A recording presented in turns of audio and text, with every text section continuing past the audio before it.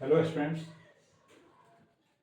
चलो, Kirchhoff's law जो है and Wheatstone bridge again हम समझा रहे हैं। कुछ विद्यार्थी का कहना था कि एक बार और सर बतला दीजिए। तो चलो, किरचॉफ्स लॉ क्या है? तो फर्स्ट लॉ जो है इसमें जंक्शन लॉ है, जिसको पॉइंट लॉ भी कहते हैं। इसका मतलब है कि the algebraic sum of currents at the junction is equal to zero. एकदम सिंपल है। The current coming towards the junction is taken as positive and the current going away from the junction is taken as negative. जो current junction की ओर आ रहा है वह plus होगा और जो जा रहा है वो माइनस होगा, एकदम शॉर्टकट में। तो यहां पर दिखा है, देखो I1 आ रहा है, I2 आ रहा है, I3 आ रहा है, बट I4 जा रहा है। तो I1 plus I2 plus I3 minus I4 is equal to zero हो गया। अब देखो रिलेशन एकदम शॉर्टकट में लिख दिए हैं, चार्ज कंजर्वेशन। अब इतना से समझ जाओ कि चार्ज कंजर्वेशन से इसका रिलेशन है। अब देखो नेक्स्ट जो है सेकंड है voltage law, that is loop law. तो फिर आपको बोलना है और लिखना है the algebraic sum of potential differences in a closed loop is either zero or EMF of the cell. अगर सेल लगा हुआ है तो सेल के ईएमएफ के इक्वल होगा, नहीं तो है ना जीरो के बराबर होगा। देखो दोनों यहां पर हम बतला दिए हैं फिगर। यहां पर सेल नहीं लगा, इसमें सेल लगा हुआ है। तो देखो I1 R1 plus I2 R2 minus I3 R3 is equal to zero. इसमें I1 R1 plus I2 R2 minus I3 R3 is equal to EMF of the cell है। अब देख लो भाई कि यहां पर हम क्या किए हैं, माइनस क्यों लगाए, इसमें माइनस क्यों लगाए? तो देखो अगर यहां पर क्लॉकवाइज डायरेक्शन में अगर वोल्टेज को हम ऐड करते हैं तो प्लस लेते हैं, तो उसके अपोजिट डायरेक्शन में अगर ऐड करेंगे तो माइनस लेना होगा। यह जो है आपके चॉइस पर डिपेंड करता है। चलो, तो अब इसके बाद चलो फी टेस्ट ऑन ब्रिज है। फी टेस्ट ऑन ब्रिज एक्चुअली हम लिखे हैं, एकदम शॉर्टकट लिखा हुआ है, it is an electric circuit. Bridge का मतलब यहाँ सर्किट से है। It is an electric circuit. In this circuit four resistances P, Q, R and S are joined as four sides of a quadrilateral ABCD। यानी एक quadrilateral है जिसका नाम है ABCD, और उस क्वाड्रिलेटरल के फोर साइड्स के रूप में चारों रेसिस्टेंसेस एडेड हैं। बी डी के बीच में एक गैल्वेनोमीटर लगा हुआ है, ए सी के बीच में क्या है, एक सेल है, एक की है, कुंजी जिसको कहते हैं हिंदी में, स्विच कहते हैं। अब चलो स्टार्टिंग कैसे हम करें? तो स्टार्टिंग में की को प्रेस करोगे, है ना, तो सेल से करंट आई फ्लो होगा, और सेल से जो करंट आई फ्लो होगा जंक्शन ए पर जाकर डिवाइड हो जाएगा। अब सपोज करो इस रूट में I1 है तो इस रूट में कितना होगा, I माइनस I1 हो जाएगा। इस जंक्शन पर जब पहुंचेगा I1 तो फिर गैल्वेनोमीटर में जो है IG करंट फ्लो होगा। जो B और D, B एंड D के बीच जो गैल्वेनोमीटर लगा हुआ है, उस गैल्वेनोमीटर से होकर IG करंट अगर फ्लो होता है तो इस रूट में कितना करंट होगा, I1 में से IG को घटा दो, सब्ट्रैक्ट कर दो, तो क्या लेफ्ट हुआ, I1 माइनस IG, जो इस रूट से होकर यहां पहुंचा।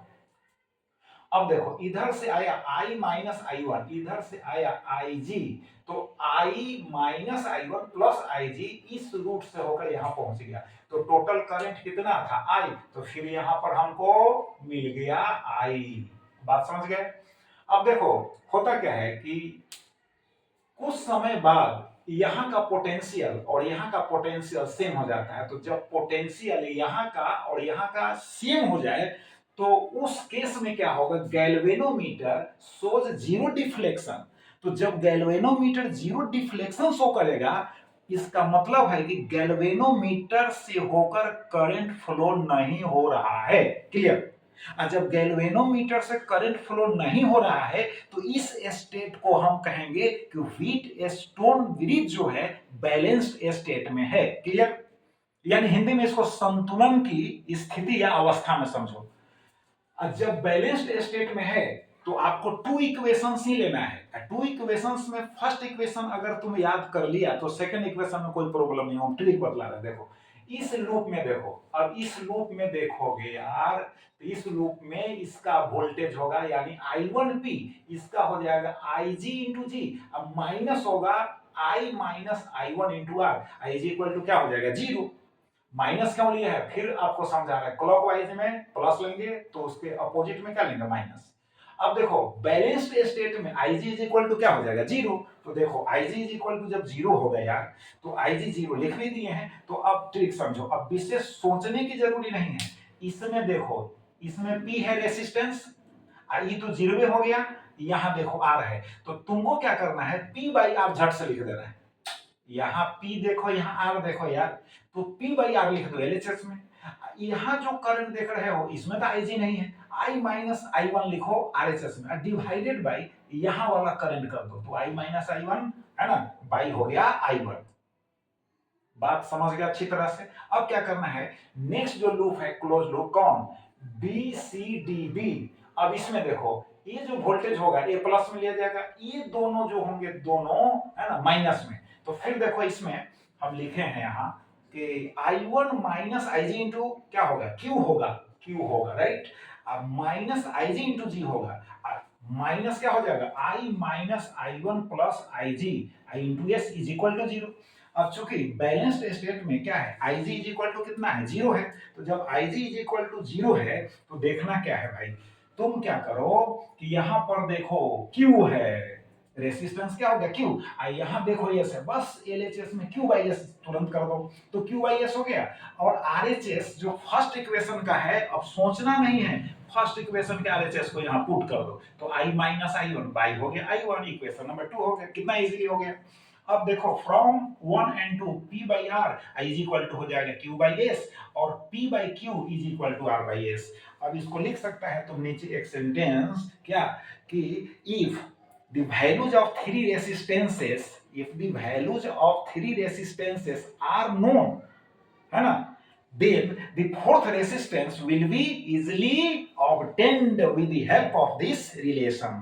लास्ट सेंटेंस लिख दीजिए, तो ये हो गया आपका किरचॉफ्स लॉ, इधर समझा दिए, इधर होगा व्हीटस्टोन ब्रिज। इसके बावजूद अगर फिर प्रॉब्लम अगर आप महसूस करते हो भाई, तो फिर अगेन हमको कहना, कमेंट करना, फिर अगेन हम व्हीटस्टोन ब्रिज प्लस हो गया किरचॉफ्स लॉ को समझा देंगे। Thank you very much.